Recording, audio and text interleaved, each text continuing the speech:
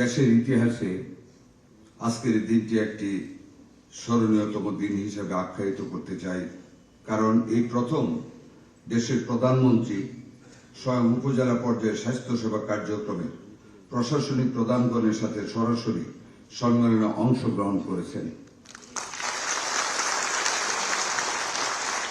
আপনারা নিশ্চয়ই জানেন যে মাননীয় প্রধানমন্ত্রীর অভিপ্রায়ে আজকের এই সম্মেলন, যার লক্ষ্য উপজেলা পর্যায়ে প্রাথমিক ও জরুরি স্বাস্থ্যসেবার পরিপূর্ণ সক্ষমতা তৈরি করা এবং জনগণের গড়দরে স্বাস্থ্যসেবাকে পৌঁছে দেওয়া এবং সুস্বাস্থ্য নিশ্চিত করা, এটাই আজকের লক্ষ্য।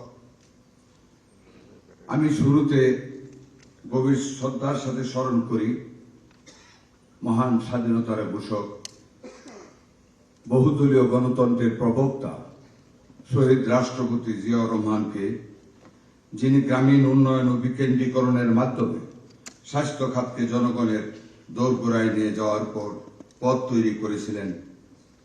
শ্রদ্ধার সাথে স্মরণ করি আমাদের সেই প্রিয় নেতা, বহুদলীয় গণতন্ত্রের প্রবক্তা, স্বাধীনতার ঘোষক শহীদ রাষ্ট্রপতি জিয়াউর রহমানকে। তার সেই দর্শন আজও আমাদের পথ প্রদর্শক। আমি শ্রদ্ধার সাথে স্মরণ করি স্বৈরাচার বিরোধী আন্দোলনের আমাদের প্রিয় নেত্রী, সংসদীয় গণতন্ত্রের পুনঃ প্রতিষ্ঠাতা মরহুমা সাবেক তিনবারের প্রধানমন্ত্রী, প্রথম নারী প্রধানমন্ত্রী বেগম খালেদা জিয়াকে। আমি শ্রদ্ধার সাথে স্মরণ করি 1971-এর স্বাধীনতা যুদ্ধে যারা শহীদ হয়েছেন তাদেরকে শ্রদ্ধা বলে স্মরণ করি, যারা পঙ্গুত্ব বরণ করেছেন, অন্ধত্ব বরণ করেছেন তাদেরকে, জুলাই বিপ্লবে নিহত আহত সবাইকে শ্রদ্ধার সাথে আমি স্মরণ করি। প্রিয় সুধীবৃন্দ, আপনারা নিশ্চয়ই একমত হবেন যে খুন, গুম, গণতন্ত্রহীনতা, সংস্কৃতি, অপশাসনের কালো অধ্যায় পেরিয়ে মাননীয় প্রধানমন্ত্রীর নেতৃত্বে 2026-এর 13ই ফেব্রুয়ারি হতে শুরু হয়েছে জনগণের যাত্রা, জন অধিকারের যাত্রা, জনগণের জন্য কল্যাণ করার যাত্রা, জনগণের জন্য একটি দিন।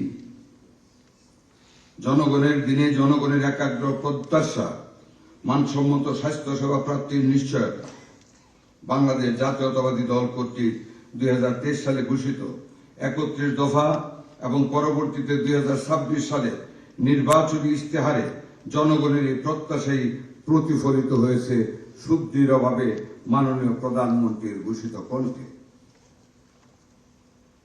2023 সালে দেশনায়ক মাননীয় প্রধানমন্ত্রী তারেক জিয়ার নেতৃত্বে ঘোষিত বাংলাদেশ জাতীয়তাবাদী দলের 31 দফার 25তম দফায় আমরা সবার জন্য স্বাস্থ্য ও বিনা চিকিৎসায় কোনো মৃত্যু নয়, এই নীতির ভিত্তিতে সার্বজনীন স্বাস্থ্যসেবা নিশ্চিতে অঙ্গীকারবদ্ধ হয়েছে।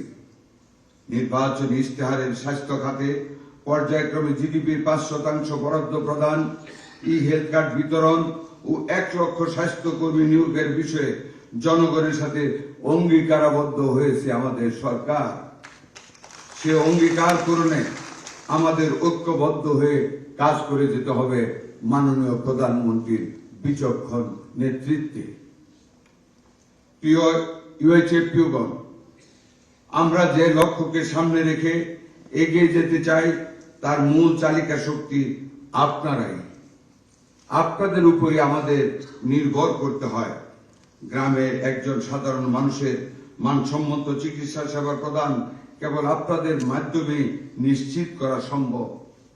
আপনাদের নেতৃত্ব, আপনাদের সততা, আপনাদের পেশাদারিত্ব, আপনাদের নিজস্ব ব্যক্তিত্বের অনুধাবন, এর উপরে নির্ভর করে আমাদের সাফল্য।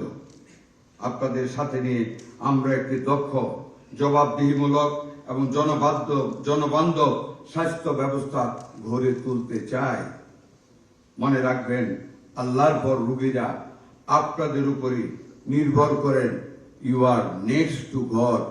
একজন রোগীর কাছে আর কোনো বিকল্প নাই। এই এথিক্স আপনাদের বিশ্বাস করতে হবে, আপনাদের বুঝতে হবে। Medical ethics is tantamount to moral ethics. এই সেবা সাদকায়ে জারিয়া, আমরা আপনাদের উপর নির্ভর করি, দুনিয়ার সমস্ত কিছু বলে যাই, পিতা মাতাকে বলে যাই, স্ত্রী কন্যাদের বলে যাই, স্বামীকে স্ত্রী বলে যায়। যখন ডাক্তারের মুখাপেক্ষী হয় সেই মুহূর্তটাকে আপনাদের নৈতিকতা দিয়ে আপনাদের অনুধাবন করতে হবে, যারা আপনাদের সন্তান, এরা আপনাদের পিতামাতা, এরা আপনাদেরই কন্যা, এরা আপনাদেরই দেশের নাগরিক, আপনাদের মুখাপেক্ষী। তাদেরকে আপনারা সেবা শুশ্রূষা দিয়ে, সুন্দর ব্যবহার দিয়ে, চিকিৎসা দিয়ে সুস্থভাবে ঘরে ফিরে দিতে হবে। এই অঙ্গীকার আজকে আপনাদেরকে করতে হবে। প্রিয় ইউএচএ বৃন্দ,